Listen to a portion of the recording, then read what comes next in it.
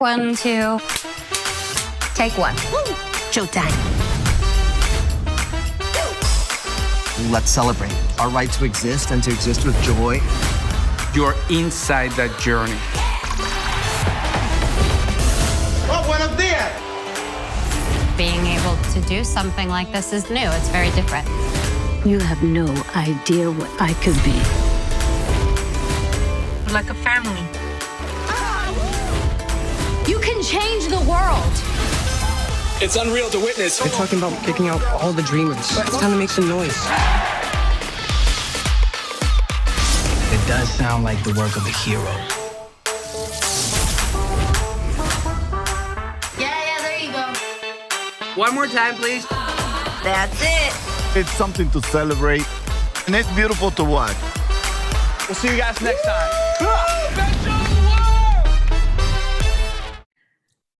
Hi, everyone, and welcome to the 2021 New York Latino Film Festival. My name is Maria Akay, and I am the festival's virtual producer this year. I am so excited to present the panels that we have lined up for this year. I'm excited especially to introduce today's panel presented by WarnerMedia. WarnerMedia has been a long time sponsor for the festival, and we're so excited to have them on board this year. Today, they will be presenting a panel on their access programs. And to moderate today's panel, I'd like to introduce Kathy Lebakis. Kathy, thanks so much for joining us today. Thanks, Maria. Thank you for that intro, and thank you for having us. And thanks everyone for joining us today for what promises to be an informative and insightful conversation about creating pathways for emerging content creators. My name is Kathy Lebakis. I'm the Senior Director of Equity and Inclusion for WarnerMedia, and I'm part of the team that helps run WarnerMedia Access, which serves as a powerful conduit connecting underrepresented talent to the industry through best-in-class talent development programs, mentorship, placement opportunities, and industry exposure. Today, we're going to talk about what that looks like in practice with two talented storytellers who have participated in or are currently in our pipeline programs, and a WarnerMedia executive who's been helping lead the charge. So with that, I'd like to introduce our panelists today. So we have Grace Ann Moss, Vice President of WarnerMedia Equity and Inclusion. Gabriel Vallejo, he is a Mexican-American screenwriter and teaching artist, and also a participant in the WarnerMedia Access Writers Program 2021 to 2022 cohort. And we have Juan Pablo Arias Muñoz. He is a Chilean director, screenwriter, and producer, Fulbright Scholarship Award recipient, and also an alumni of the 2020 HBO Access Directing Fellowship. So Grace, so thank you all for being here. But Grace, I'd like for you to start us off. Could you give us some context about WarnerMedia Access? You know, the brand is quite new. Can you give us a little bit of an overview of what it is and what the goals are? Yeah, absolutely. So our division, the Equity Inclusion team, is, barely over a year old. And so our team, we're the pipeline team, and we are essentially in charge of finding great talent from across the world, essentially, and creating pathways for them into WarnerMedia, whether it's through a writers program, directors program. We're developing other initiatives as well. And the main goal is to really change the landscape within WarnerMedia, by hiring more underrepresented talent across the board, both below the line, above the line, behind the camera, and in front of the camera. And so we do that through many pipeline programs because we get to, number one, discover and recruit the talent. We get to work with them to build their skill set so that they are absolutely ready to go, not to just staff, but to excel and flourish on whatever show we get to place them on.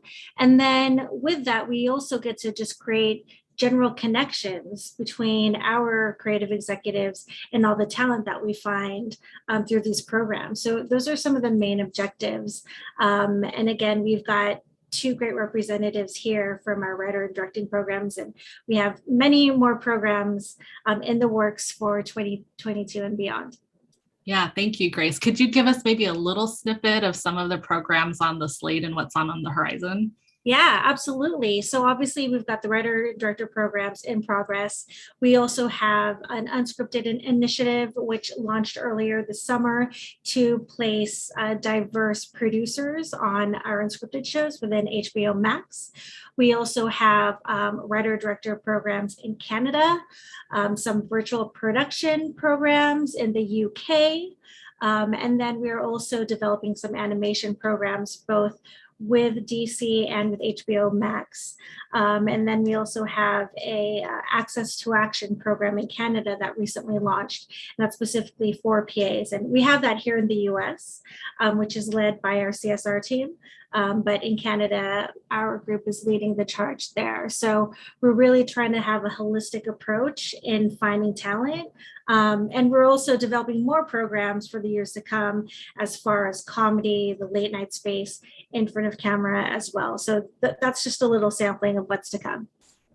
Lots of exciting stuff coming. Thank you, Grace. Mm-hmm. Again, we're so lucky to have two amazing talent here with us who have been part of our programs. Juan Pablo, could you tell us a little bit about your path to directing and what you were doing before the HBO Access Directing Fellowship? Absolutely. Thank you so much, Kathy. Hi, Grace. Hi, Gabriel. It's great to be here. Thank you so much for the invitation.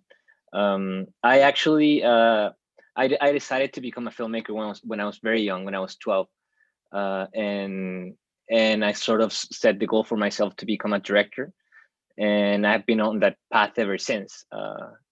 Film came into my life in a moment where I was building my identity, as a teenager, and it just became part of who I am. So my path to becoming a director was, I did undergrad in Chile. That's where I'm from and was born and raised. And then after a couple of years of doing shorts and music videos, I moved to LA to do the directing program at the American Film Institute. And then after I was there for 2 years, the year after I was done with AFI, I got into the HBO program, the HBO Access program, which was one of the best things that could have happened to my career, honestly.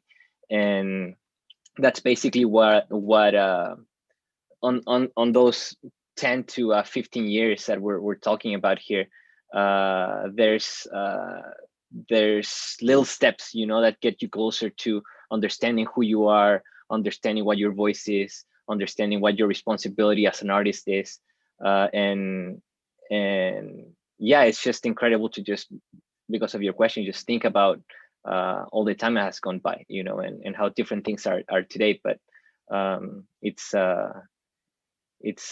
been an interesting path. It's been an interesting trip. Well, we're grateful to be a small part of your journey, and we know that it's going to be only upward from here. We can't wait to hear more about that. Gabriel, can you tell us a little bit about your path to screenwriting and what you were doing before the program?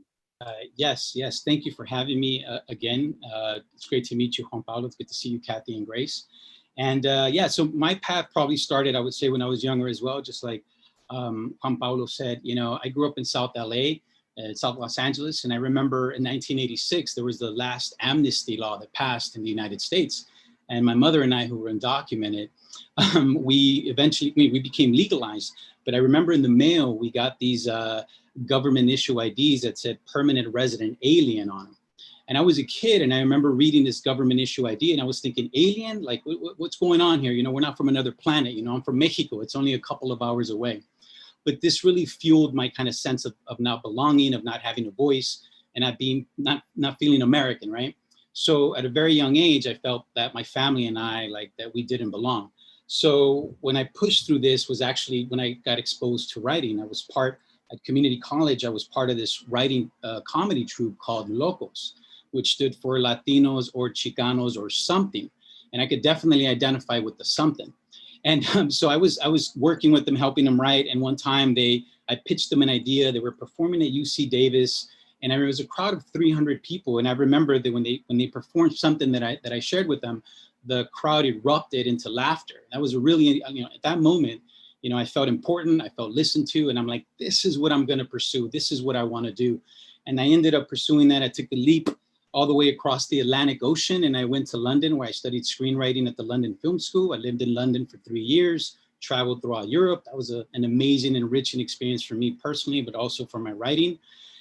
But I think what really about 7 years ago, what really kind of helped me like pivoted and helped me focus my writing more was I started volunteer teaching at juvenile hall and creative writing. And so when the kids would share their stories and and things like that, there was always a pattern of not belonging, of not being listened to, and I can relate to them in that way. And not only can I relate to them in that way, but I come from the same neighborhoods that they do, from broken homes, being from single families, amongst violence and gangs. And so I knew that it helped really kind of crystallize the stories that I want to tell in my voice.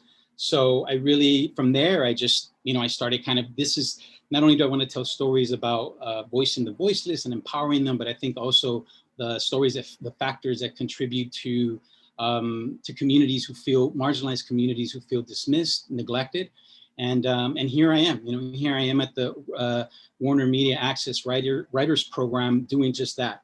And so currently I'm teaching still at not at juvenile hall, but at prison. So I'm sort of balancing that because of COVID, they're closed. So we're not going in, we're doing distance teaching. But that's also extremely gratifying because it is creative writing and it is sort of like being in there and talking and discussing, but we're doing distance teaching. So that's what I'm doing. Like that's right that I'm doing. It kind of overlapped with the program. So I'm doing both. I just, because I know you asked what was before. So that's me. Thank you. And thank you both for sharing, your personal stories. And I really love how both of you are really bringing in your experiences, your identity into the craft that you do. Can you both of you talk a little bit about how the program, your respective programs has helped you do that? Juan Pablo, can you talk about, your experience in the HBO program and how it's changed your storytelling? Yeah, absolutely. I think, well, like I said, the HBO program was like a huge step in my career. I think it really felt like there was a before and after. I was first of all, there's a validation that happens in your work, because you work in a vacuum for so long as a director.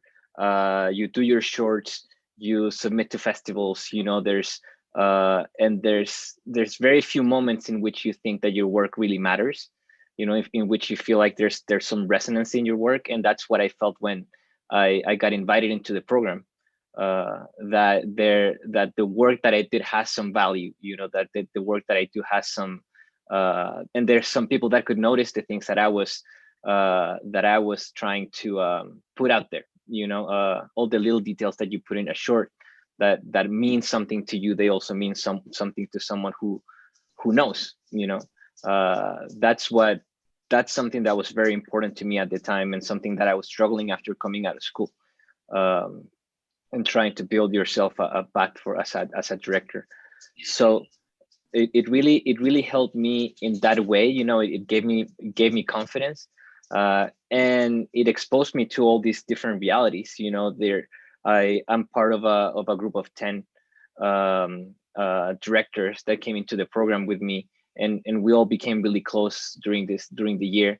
I was lucky enough that the program was different because of the pandemic. So there wasn't, before it was different, there were only a few, and it only lasted for a few weeks. But we did it for a whole year, and we really got to know each other. I got great friends, and I think it showed me that as a director, the struggles that we go through are pretty much all the same. We're all in the same boat. We're all thinking about the same things. We all have the same anxieties about the future, about the careers. But I look to the sides, I look to my left, I look to my right, and I see very, very talented directors that they're all going through the same thing. And I have no doubts that they're going to reach the points that they're in their careers that they want.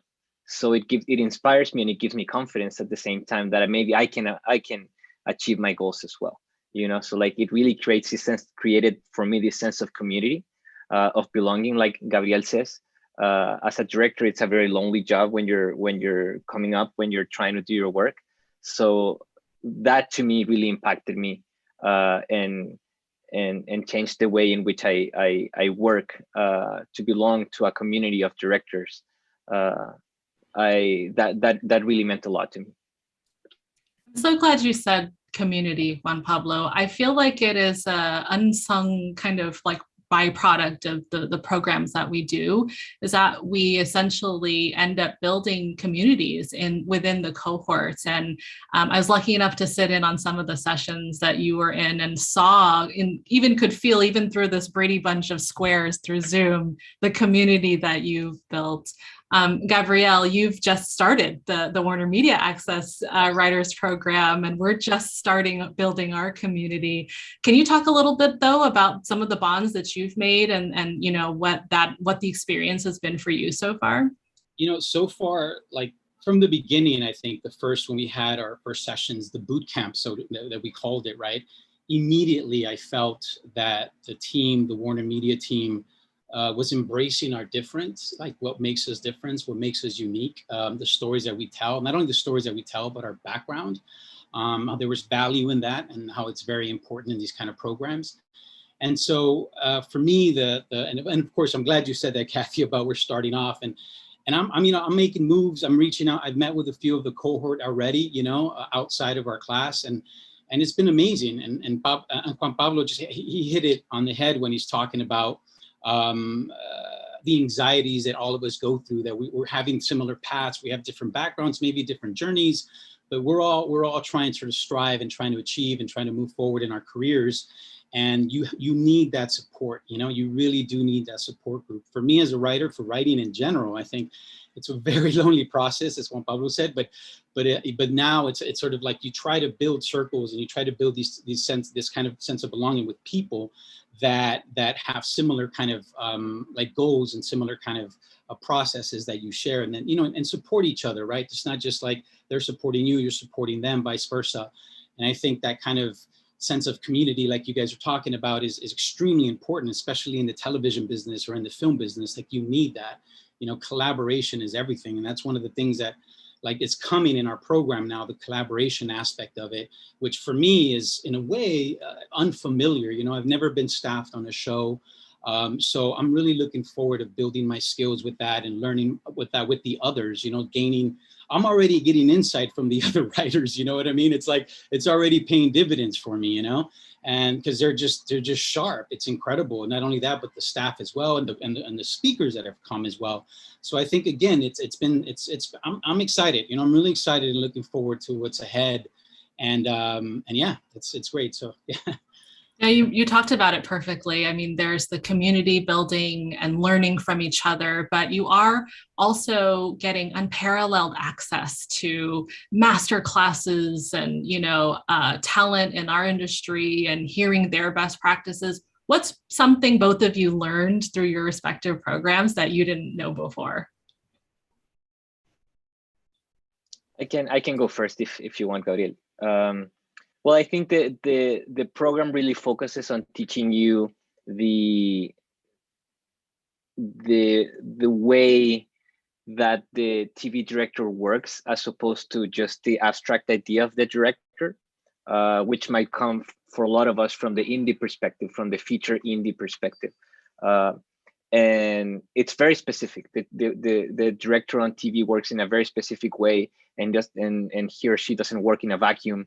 It works as a part of a team, it works in collaboration. It works a lot of times as a guest director. You work in the service of the vision of a showrunner, and you work with writers. You work with a team of writers. You work with a cast and crew that have been in a show before you and will outlive you as you're visiting. So you have to really understand what it is that you bring to the table as a director, and to be able to put those skills at the service of the show, at the service of the vision that has already been in place, to honor it, to honor the work of the people around you, and to be able to elevate it as well. I think that's something that I didn't know before coming into the program. I didn't realize that the difference was so tremendous in the way that you approach the work, and it's very interesting, because it really teaches you what are your skills supposed to be. What do you bring to the table? What is it that makes you special as a director? And why would you pitch yourself for a show and they would choose you and not someone else? And a lot of times it comes from the connection that you have to the material, the excitement that you have with it, and how good of a collaborator are you. Can you make decisions and at the same time be able to work in harmony with everybody? And can you make your days? You know, that's a lot of times that a lot of things that I didn't know before coming into the program, and it actually got me very excited about directing TV. You know, it got me very excited about going that route, because before the program, I was only thinking features. I was only thinking directing in that way, you know, which is very different from the TV world. Gabriel? Yes. So, you know, I think one of the things that I remember from the past, like that last month, and we had a couple, excuse me, we had a couple of alums come in from the program that did the WarnerMedia program in the past. And they talked about the writer's room etiquette, you know, and I really kind of leaned in when they talked about that, because again, I don't have any experience. You don't just hear things, you're not sure, but you know, the fact that they shared a little bit of their journey and how they got started from being staff writer to story editor, and now both of them are like, I think they're running their shows. I know one of them is Claudia Forestieri, and the other one is Wes Taylor. But it's incredible, first of all, to hear what they have to say, right? So just that alone is really inspirational. But the specifics of like that I remember from the writer's room that they talked about was this idea Wes talked about, kind of leaving your ego at the door, you know, like don't bring in, you're not running anything. You're there to serve the show, to serve the showrunner, to serve the voice, and to collaborate, obviously, and to support. I think that was really important. And also another thing that they talked about a little bit was about pitching. And I thought it was really interesting because you hear different things of pitching again. And when they talked about, you know, when someone pitches a bad idea, for example, you know, you support that idea, you don't shoot it down. You try to engage it, you try to say something else, you know, you pivot around it, but you acknowledge it. So, you know, your attitude and how you behave in the room is extremely important, you know. And with that, tying into that, about kind of your role in the writer's room as a staff writer, I remember as well, Charles Murray also came, who's been in the industry for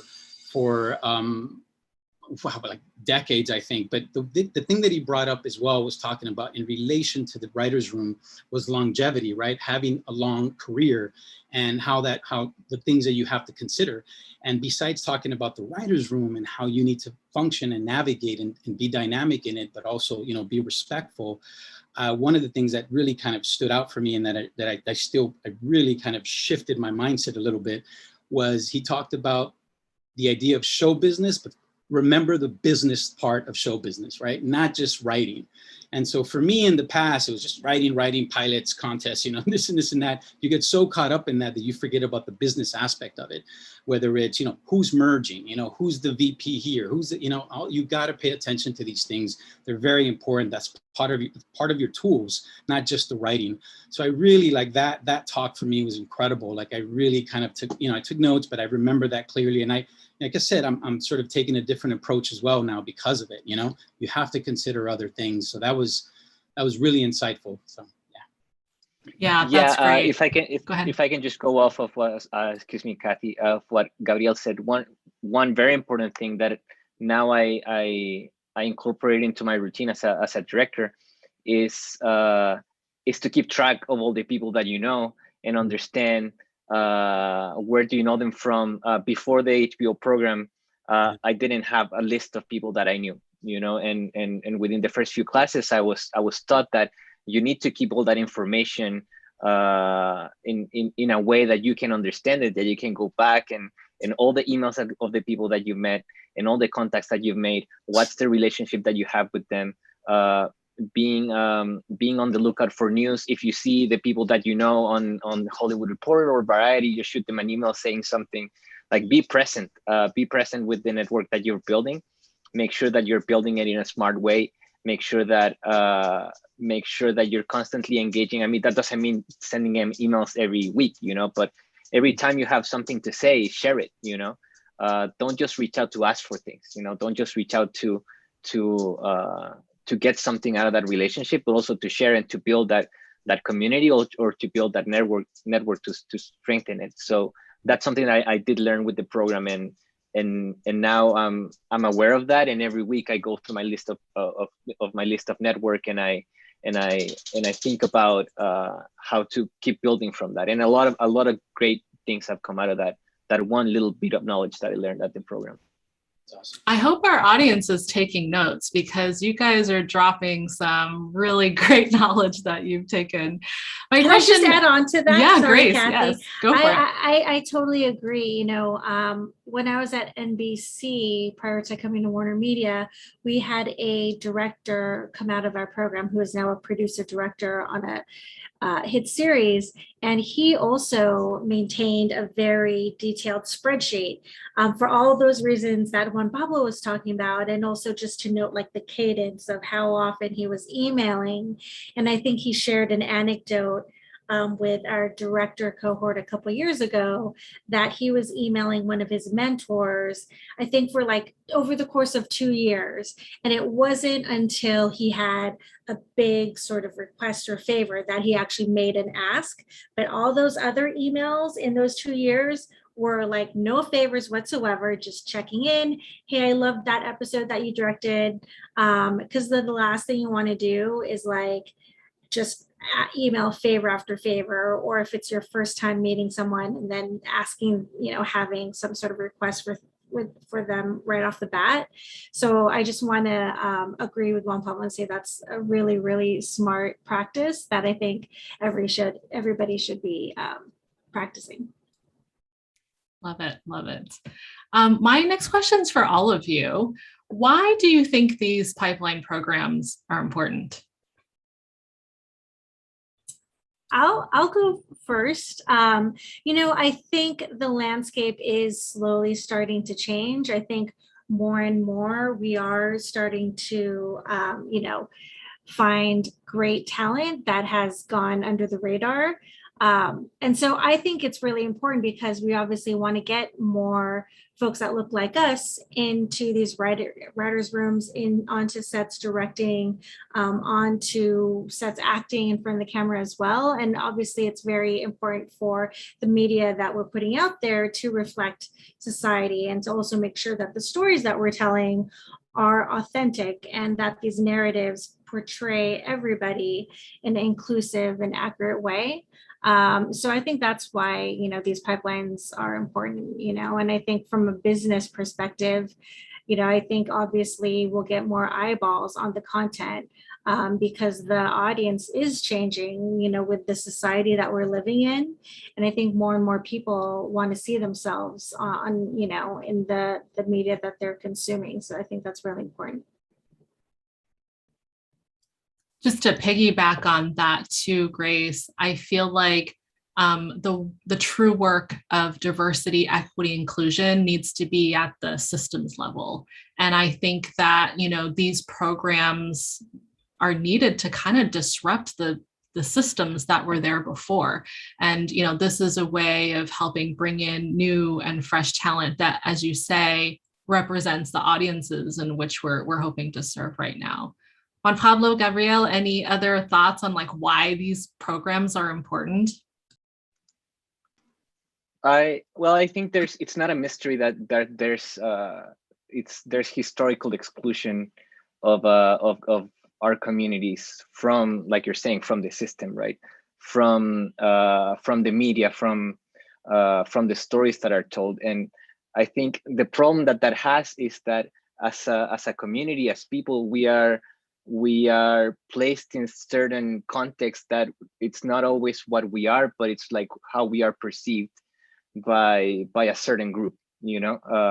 So it's very important to counteract that historical exclusion with the intervention of institutions. You know, it's very important to intervene the institutions with programs like this to be able to get talent from somewhere where you have never reached out to find talent, and to find that new perspective and to get us out there to, like what Grace is saying, tell those stories. You know, the importance about our stories being told.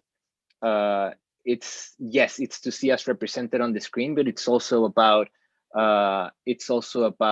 aspiration. You know, we see ourselves on the screen and we define ourselves by what we see on the screen. You know, so it's important that we define ourselves by what we believe of ourselves, as opposed to what other people believe of ourselves, beliefs of us.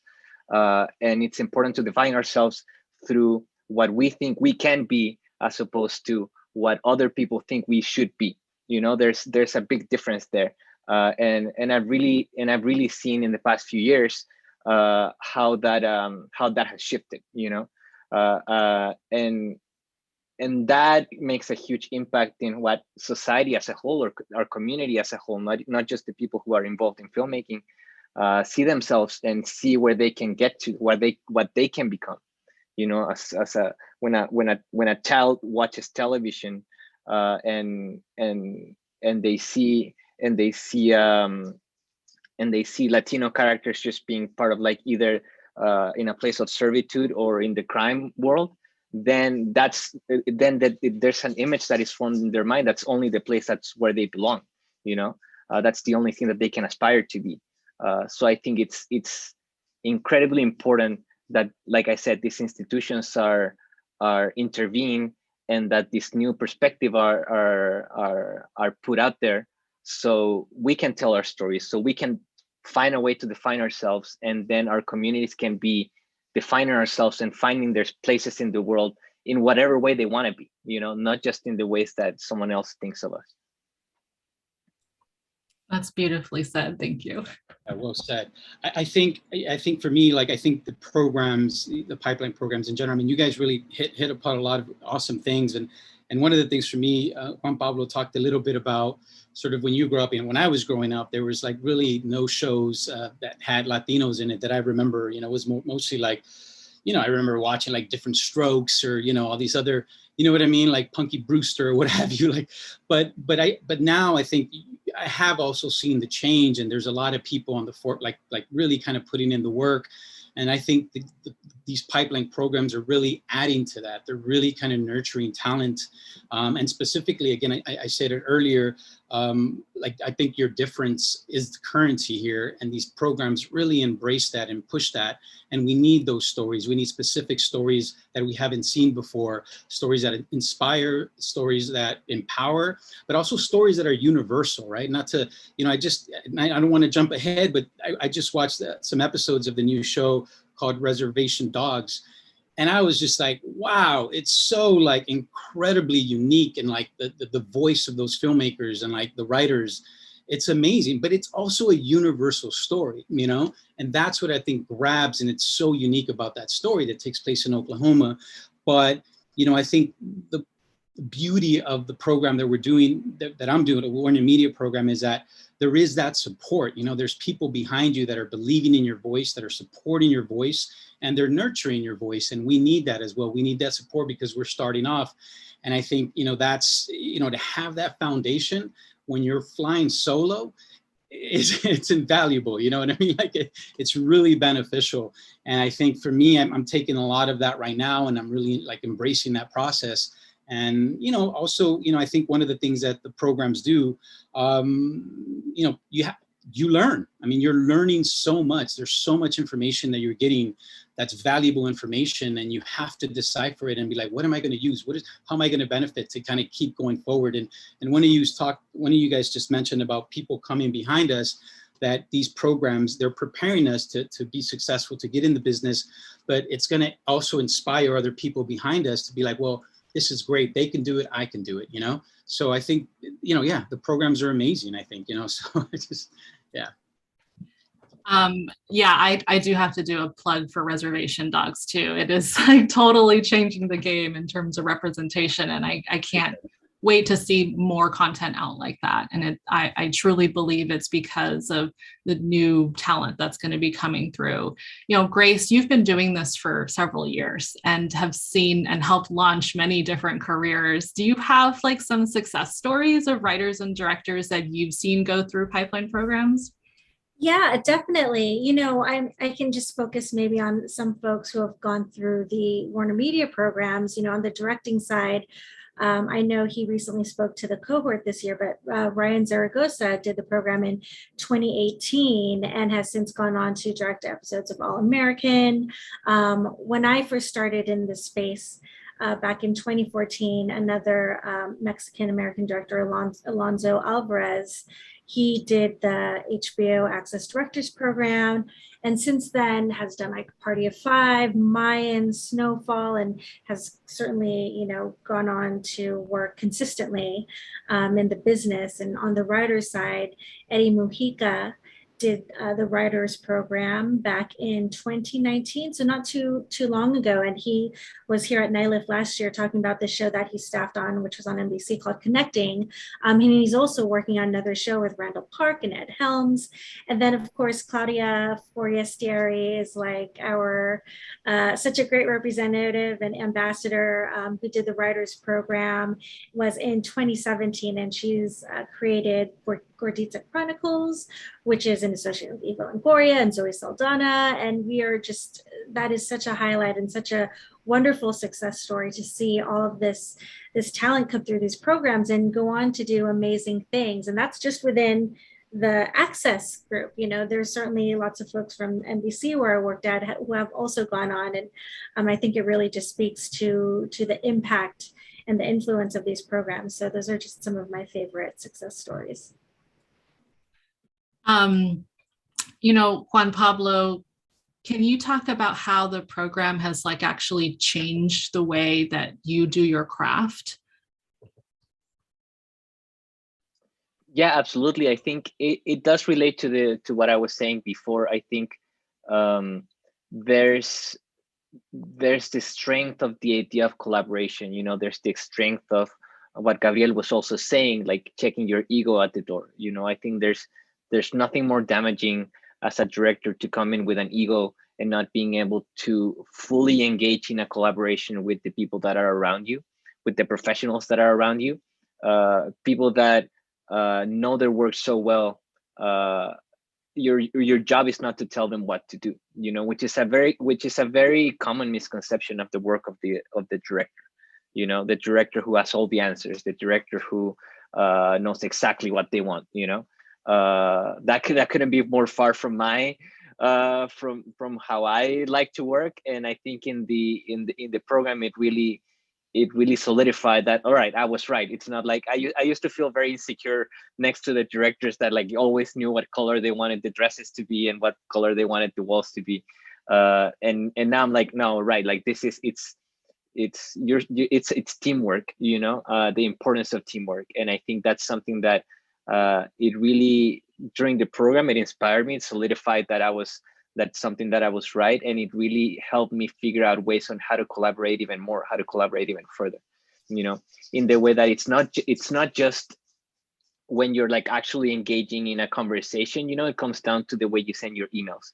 It comes down to the way that you first talk to people. It comes down to the way that you greet them. It comes in the way that you, like if there's always empathy and respect in the interaction, that ends up impacting the final product. It's crazy, but it is that way. You know, it's the best thing for the show is that you get along with people, that you're nice to people, that you listen, that you're open.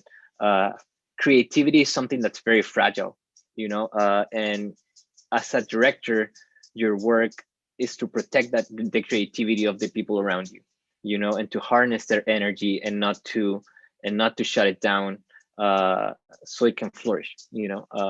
But if you don't do that, then someone can like very quickly just shut down and not give you their best and just go through the motions. I'll just finish my day and I'll go home. You know, that's not what you want. What you want is for people to understand that this is also theirs.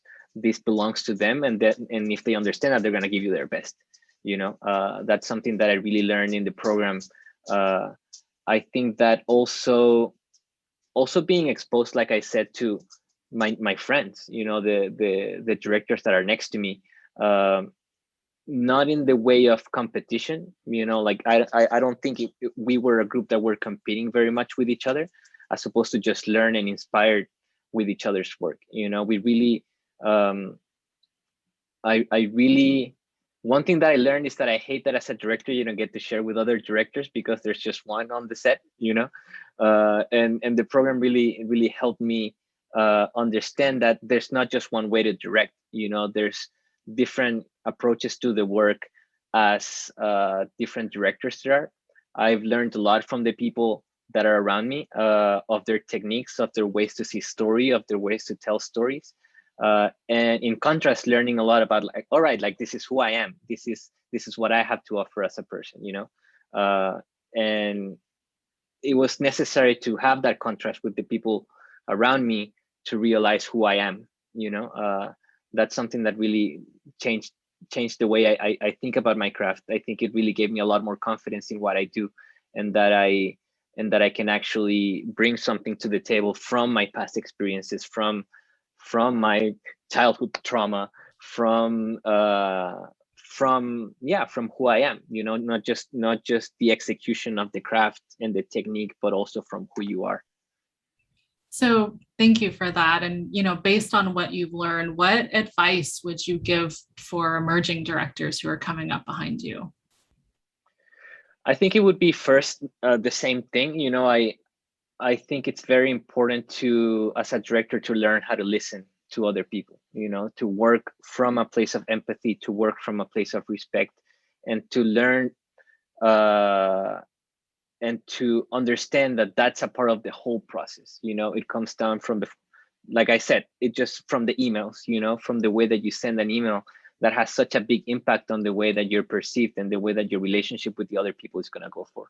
A lot of times, most of our work is emails and meetings, you know, maybe even more than being on set, you know, maybe even more than actually doing the work. So if you start thinking about all those steps as part of the process, and you apply that respect and you apply that empathy, then it inspires people to give you their best, you know. So I would advise people to or up and coming directors to try to access that, empathy, to try to access that those listening skills. And if you don't have them, if you feel like you don't have them, to really work on those, and to really work on yourself as a person in that way, because that's being able to inspire those around you is 90% of the work, I would say. To allow for them to do their best, it's 90% of the work of the director. And I would also advise them to persevere. I think it's a very long process. It's a very long career. I mean, even here I am talking to you guys today, and I'm still on that journey. You know, I was part of the Access program. I was really, really lucky to be a part of that program, and I'm still on that journey to achieve a career, you know, to solidify my career. And I would advise directors that are coming up not to despair, not to let themselves lose their mental health or their stability over the ambition to have a career, you know, because their career is not everything, you know. And that's very important. You know, it's something that you can really lose a lot out of that anxiety to really want to make it, to really want to get out there, to really want to have a job. But I would advise to just keep working on yourself, keep working on your craft, to enjoy the work that you do, and to also to take all the work. I think that would be my, sorry if I'm overextending my answer, but I would advise to really make the most out of every opportunity. You know, if you have a friend that's inviting you to make a short together, if you have a friend that's inviting you to collaborate on a piece of writing, don't shut down any work, don't shut down any opportunity, because you never know what can come out of that. You never know what can happen with those doors that are open. You know, as an up and coming director, I think it's a luxury to be able to reject something. So don't take that luxury, and just do everything, do as much as you can, and things will start to happen. You know, same thing with like applications to programs. You know, just do as much as you can. My personal secret is to submit to so many things that I end up forgetting what I submitted to. So then I don't feel the rejection, you know? So then I'm like, when did I submit to this? I completely forgot. And then you get like the big surprises, and then you also don't even feel the rejections anymore. So that'd also be an advice. Good strategy. Gabrielle, what advice do you have for the screenwriters who are coming up behind you? Yeah, I would definitely, like, one thing for sure is tell personal stories. Tell stories that make you uncomfortable. If they make you uncomfortable, then I think that means you have to tell them. Writing is rewriting, so I think once you put it down, you're going to be working on it. People are going to read it. You're going to get feedback. And don't be afraid to get that feedback. Don't be afraid to be vulnerable when you get feedback. I think that a lot of us kind of get really kind of frozen in concrete when it comes to our work because it's so personal. But I think, the idea of telling personal stories for me, it hasn't been overnight. It's been kind of a process. It's been years of a process of digging deep and thinking about the process.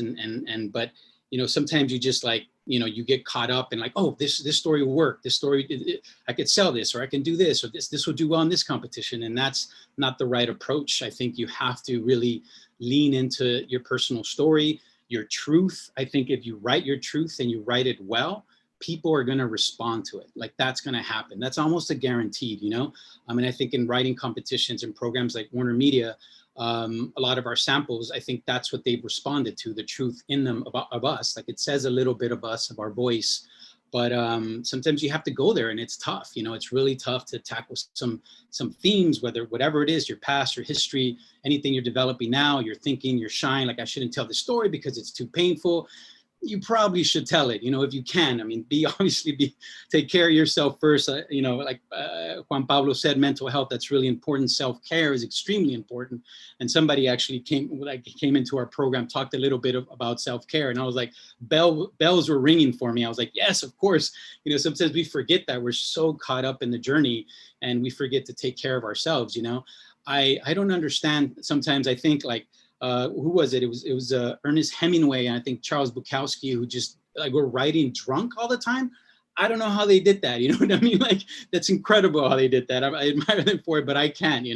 So I think the idea of like really telling personal stories is extremely important, and when you're getting started off, because it's kind of the foundation of your voice, and you're gonna keep nourishing it and growing as a person and also as you're writing.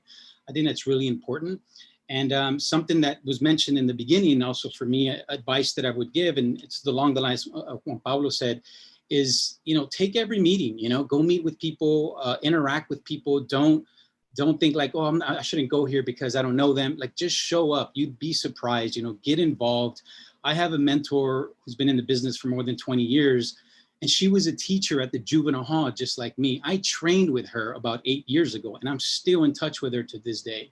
And I've never, like Grace, you said earlier, which was great advice, don't bug people, don't bug people, be really finesse and nurture relationships. That's extremely important because you never know, you have to kind of set up breadcrumbs along the way and people will remember you, and so you have to sort of start doing that. Be proactive, I think, is really important.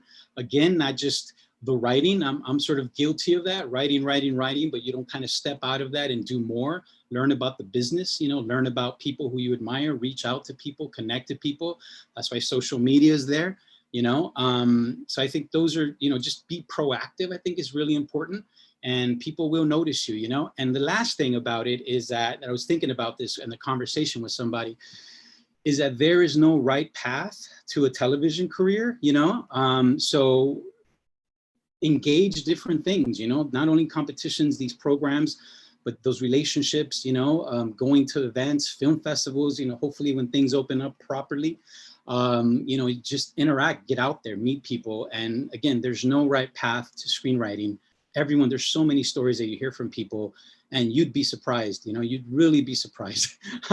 It's like, wow, you got a job because you met someone at a car wash? What? That's crazy, right? Like, it happens. And it really does happen. I'll tell you one real quick. This is a true story.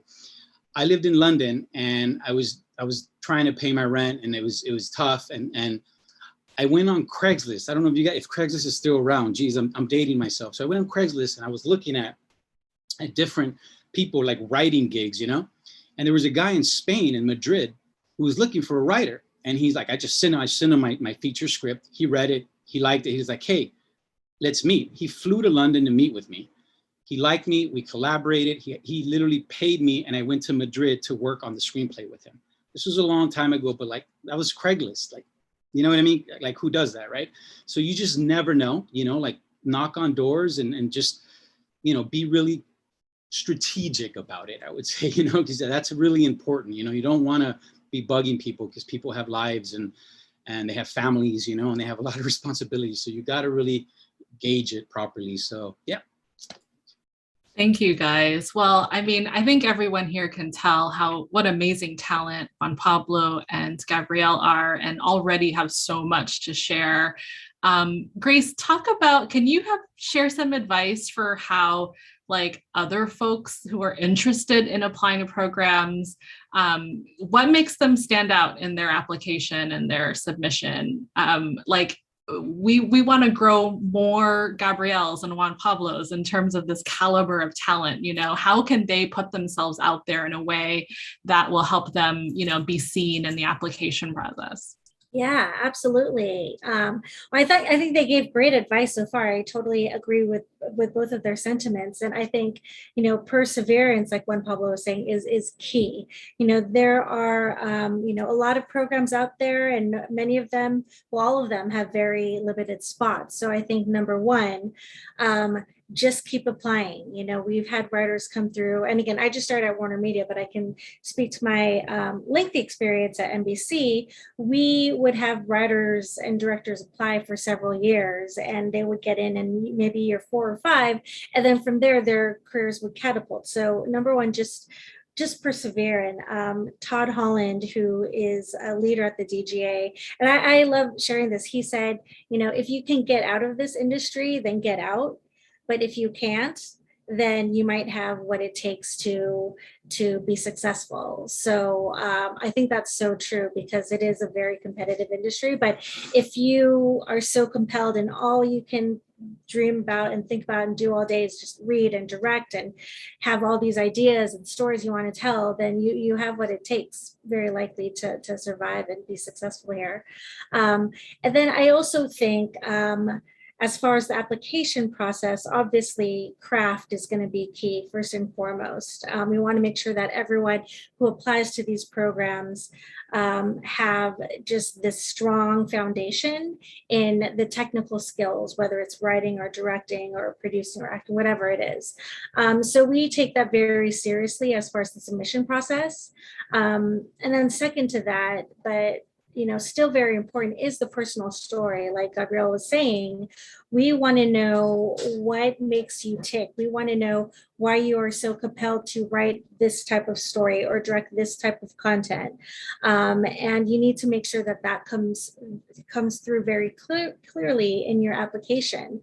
You know, oftentimes in the essay questions or the personal statements, folks will sort of just copy and paste responses from past programs they've submitted, or the responses are very sort of safe and generic, and that's not going to make you stand. That's going to be something that will make you very forgettable. So just think of what in your life makes you extraordinary, and you know, and how those circumstances have shaped your creative voice. And I think the third thing, and this goes for networking, just any sort of personal interaction, is like the interview process. That is often the final stage of all these different fellowships. And you just want to see that you are extremely passionate about wanting to be in this program, not even just the program, that you're extremely passionate to be a storyteller. And if that's not coming through, and, you know, I know for me, I'm also introverted, and, you know, I think we want to be able to find the people who can sort of pull that out of themselves and step out of their comfort zone, even for this little interview, 20 minutes. And we want to see that exude from you and have that energy, and also have you talk about the craft in a very articulate and succinct way, and tie that back into your personal voice. So those are some of the things that make a submission really stand out. Thank you, Grace. And wow, thank you all. So many takeaways: community, collaboration, Excel sheets, self-care, take the meeting, telling personal stories, apply to programs till your fingers fall off. I mean, I feel like so much knowledge was dropped here today. I want to thank you both, Juan Pablo, Gabriel, for joining us today, sharing your experiences. I cannot wait to see the stories that you will continue to tell. I know we will be seeing your names on the TV and theater screen soon. Thank you to my colleague Grace for sharing your insights and wisdom, and most importantly, for the important work that you've done and continue to do. And finally, thank you to the New York Latino Film Festival for having all of us here today. And to all of you tuning in, we hope you enjoy the rest of the festival. Thanks.